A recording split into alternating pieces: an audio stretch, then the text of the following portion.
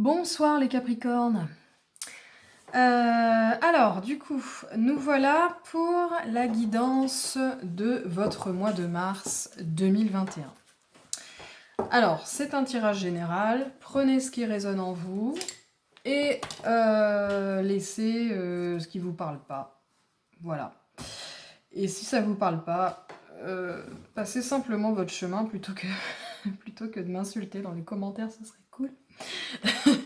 Non, je dis ça parce que j'ai reçu parfois des commentaires un petit peu pas toujours très respectueux. Donc moi, je veux bien écouter la critique, ça y a pas de souci, mais quand ça devient irrespectueux ou gratuit, bah j'efface carrément le commentaire parce que j'estime que j'ai pas forcément à supporter ça. Voilà. Donc c'est parti pour votre guidance du mois de mars. Alors les Capricornes. Qu'est-ce que... Ah bah les dents. Les Capricornes. Alors là, j'ai beaucoup de cartes là, qui arrivent d'un seul coup. Alors comment on va les organiser?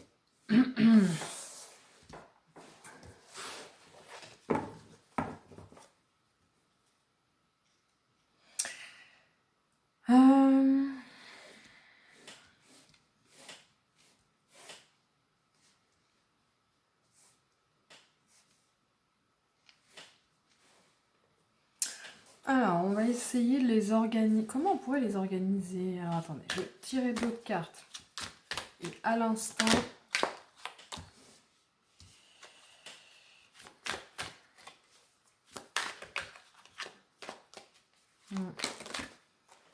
Alors...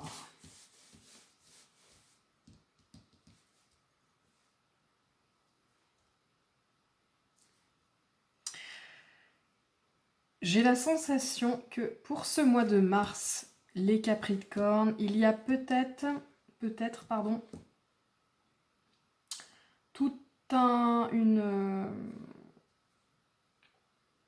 structure égotique en vous, qu'on a tous en nous, hein, à laquelle vous allez être confronté, sur laquelle vous allez être testé. Il y a peut-être des gens qui pourraient revenir dans votre vie. Des gens, peut-être, envers qui vous aviez ou vous allez contracter des liens, je parle de liens, hein, qui pourraient être soit karmiques, soit des liens toxiques, des liens qui vont véritablement vous mettre en face justement de cette structure, de ces structures égotiques qui vous créent beaucoup de chagrin. Donc pour moi, ça parle de blessure. Peut-être est-ce que il y a une blessure à laquelle vous pourriez être confronté, quelque chose qui pourrait être vraiment très violent. Hein. Oui, vous voyez peut-être pas bien les cartes, là, je suis désolée. Donc pour moi, il y a quelque chose qui pourrait arriver d'un coup, venir véritablement appuyer sur une de vos blessures que peut-être vous croyez avoir réglées. Mais non, et non. Et ça va faire mal, j'ai l'impression. Ça pourrait faire très très mal, là.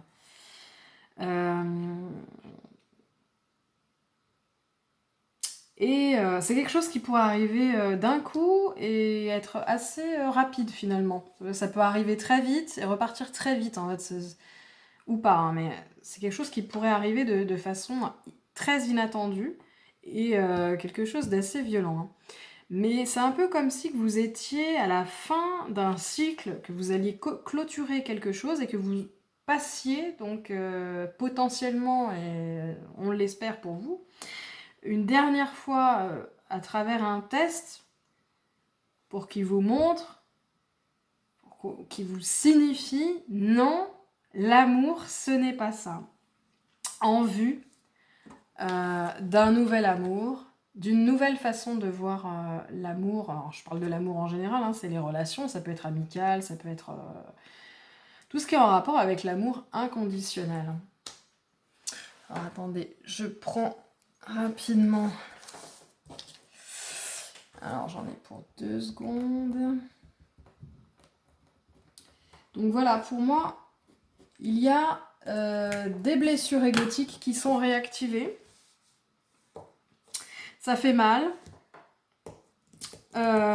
Potentiellement avec des gens que peut-être que vous ne voyez plus depuis un certain temps. Il y a potentiellement des retrouvailles qui vont créer justement... Des fois, ça peut être des personnes hein, que vous connaissez depuis très longtemps. Hein, parfois des amis d'enfance, un amour de jeunesse, un membre de la famille que vous n'avez pas vu depuis... voilà. Et ça réactive potentiellement alors des blessures, ça peut être de la dépendance affective. J'ai l'impression que ça parle un peu de dépendance affective, ouais.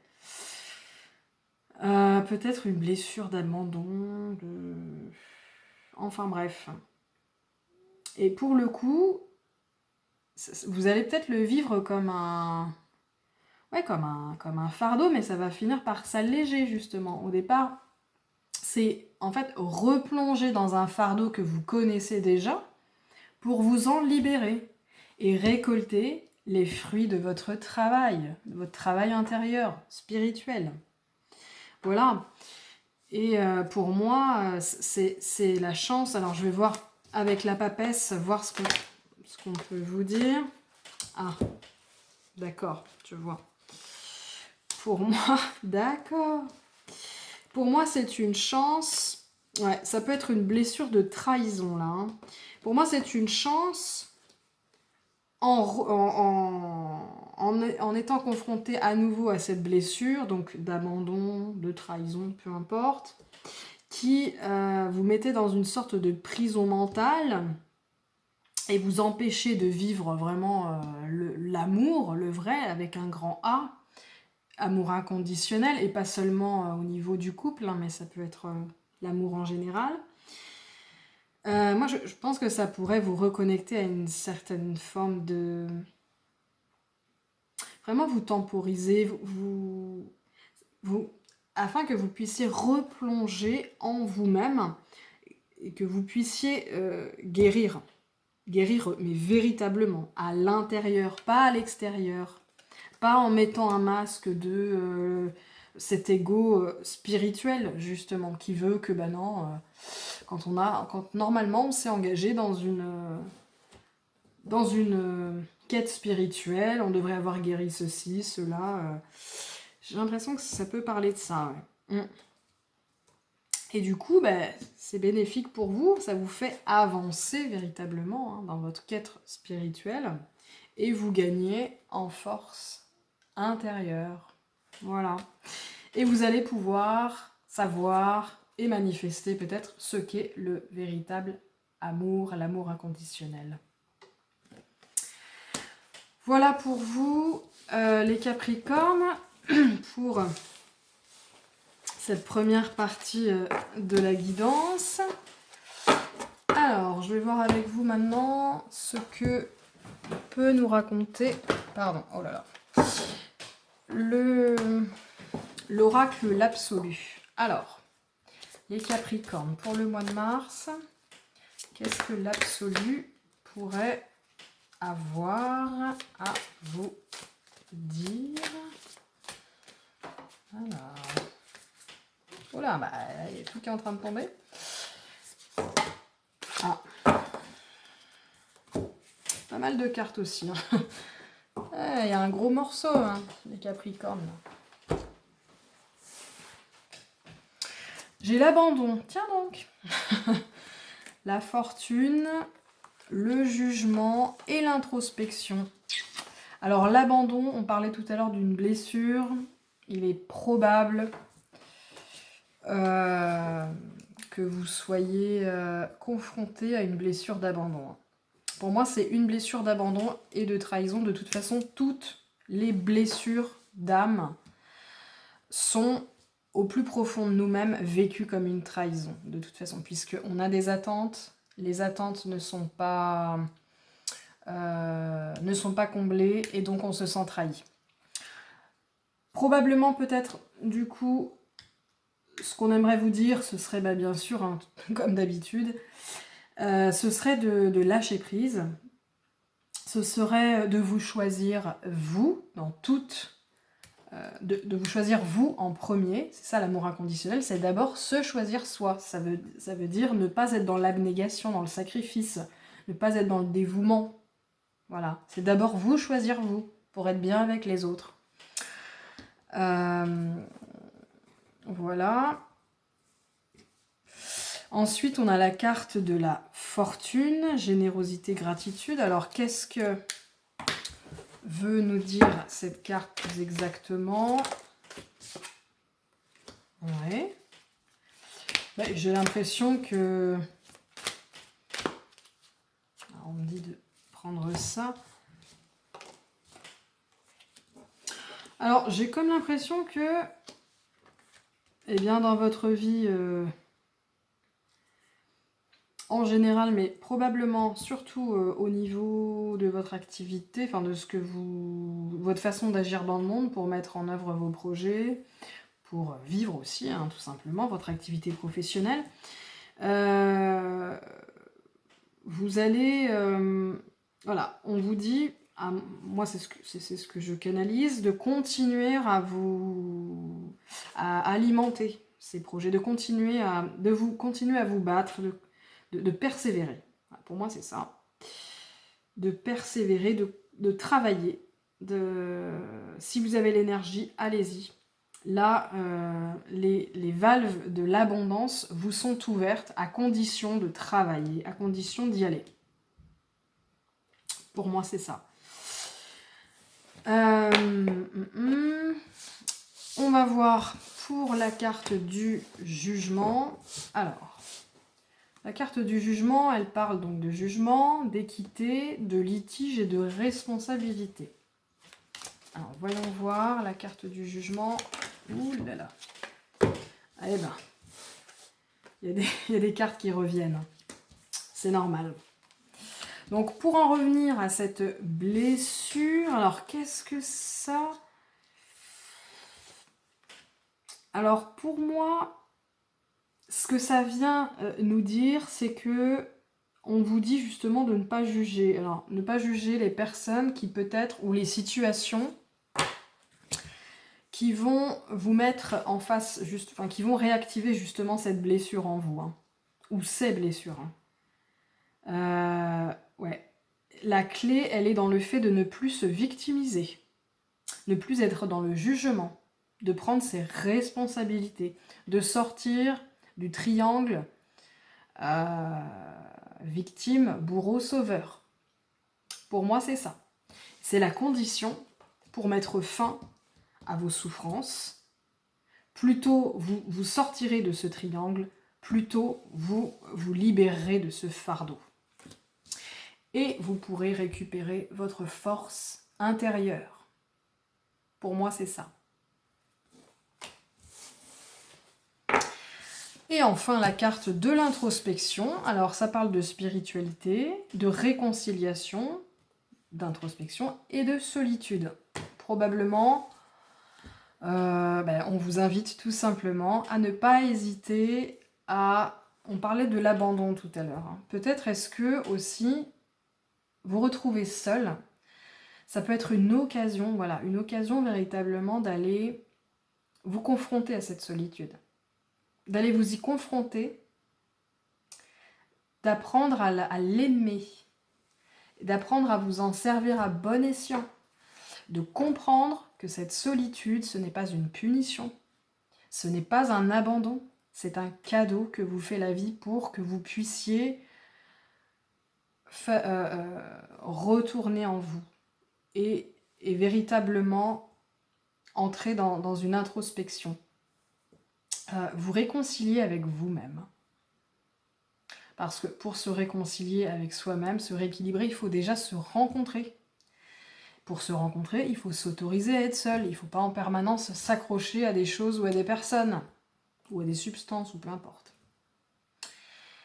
Voilà, pour moi, c'est une invitation à véritablement, surtout si vous vivez de la solitude, que vous le vivez super mal, parce que vous allez peut-être être confronté à cette blessure d'abandon, eh bien on vous dit justement, abandonnez-vous à cette solitude.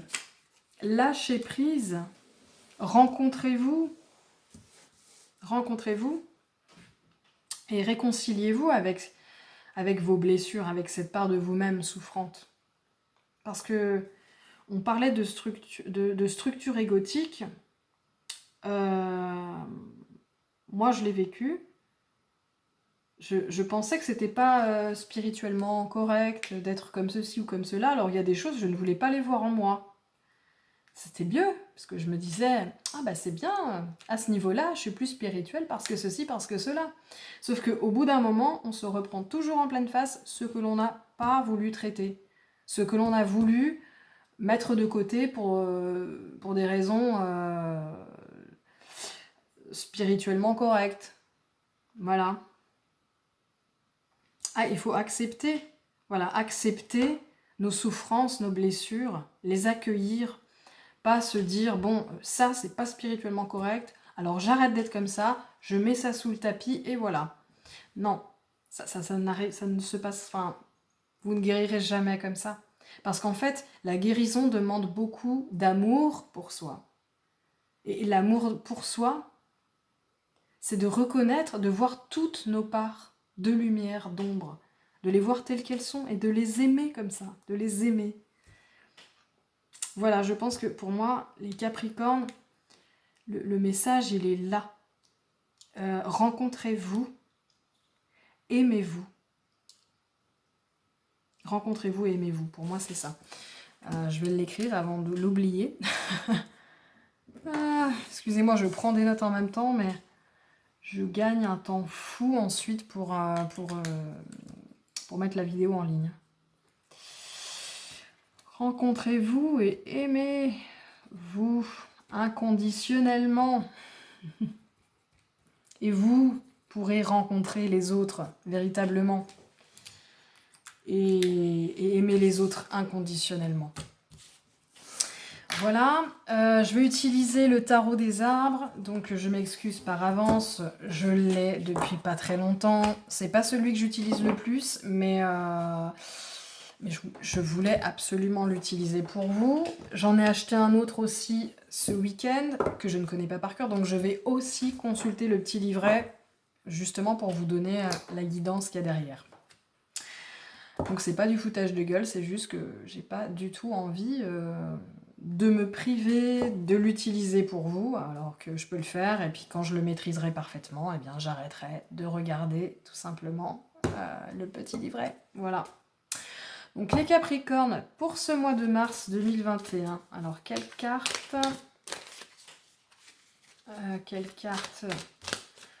pour vous du tarot des arbres, mars 2021 pour les Capricornes. On m'a dit de prendre celle-ci. L'hiver. Tiens, bah l'hiver. L'hiver, en général, c'est une période de solitude durant laquelle... Enfin, de solitude, de repli sur soi. Peut-être pour une période d'introspection. Je le sens un petit peu comme ça pour vous. C'est bizarre. Voyons voir ce que nous raconte l'hiver. Hibernation. L'hiver symbolique vous pousse à vous débarrasser des choses superflues qui font obstacle à votre lumière intérieure. Alors, on parle de trahison, de mensonge, de jalousie. Donc ça peut être des blessures auxquelles vous pourrez être confronté, hein, j'en parlais tout à l'heure. Prenez du temps pour vous reposer, prenez soin de vous. Voilà, hein, pour moi, ça entre tout simplement en résonance avec l'idée d'introspection, de repli sur soi, de penser à soi, de se choisir en premier,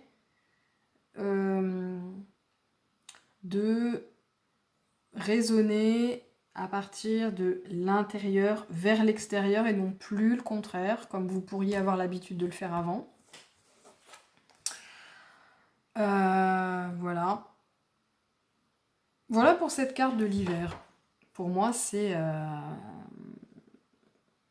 accueillez votre solitude, si elle vous pèse, c'est un cadeau. Et vivez-la pleinement, aimez-la, honorez-la. Et aimez-vous, honorez-vous, tout simplement. Et enfin, nous allons voir pour l'oracle des cristaux, donc voir s'il y a une pierre qui pourrait vous convenir pour ce mois de mars, ou tout simplement le message, hein, ça ne veut pas dire que vous devez absolument acheter une pierre, ou deux d'ailleurs. Ah bah, on a deux choses, donc on a l'œil de tigre, je l'ai eu tout à l'heure. Donc l'œil de tigre, ça parlait de protection, j'ai déjà oublié toutes les significations. 28. Donc ça parle de protection, d'autonomie, de projection. Donc autonomie, ça peut renvoyer à la blessure du coup d'abandon. Hein. Gagner en autonomie, c'est-à-dire vous suffire à vous-même, ne pas toujours être obligé d'avoir à comment dire, à aller chercher à l'extérieur ce que vous-même vous pouvez vous donner. L'amour que vous pouvez vous donner. Ça parle aussi de projection, donc ça, peut-être au cas où vous vivez... Pour moi, ça renvoie au fait que vous allez vivre des choses qui vont probablement remettre en lumière, enfin réactiver vos blessures. Dites-vous bien que les autres ne sont pas là pour vous faire souffrir. C'est votre réaction qui est souffrante. C'est en général, ça arrive, hein, mais il y a peu de gens pervers qui veulent vraiment faire du mal aux autres. Même si parfois on souffre nous-mêmes et on se dit ah bah tiens, tu souffres, et ben voilà, tu l'as mérité parce que moi tu m'as fait souffrir. Mais en général, je veux dire, on a rarement envie de faire souffrir les autres gratuitement, et c'est souvent nous, notre façon de réagir qui est souffrante. C'est pas la situation, la personne qui veut absolument nous faire souffrir. Donc voilà. Réfléchissez toujours à ça. Est-ce que c'est ma réaction qui est souffrante ? Est-ce que c'est l'autre véritablement qui veut me faire souffrir ?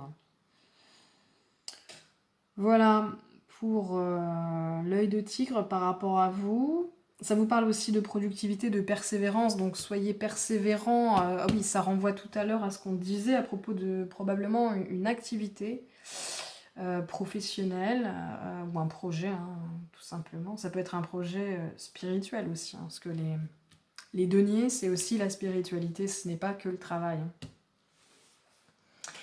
Donc voilà, persévérance pour moi, ça veut parler de ça aussi. Productivité, persévérance. Voilà, si vous voulez vous offrir une pierre, les Capricornes, au mois de mars, eh bien, l'œil de tigre sera là pour vous épauler.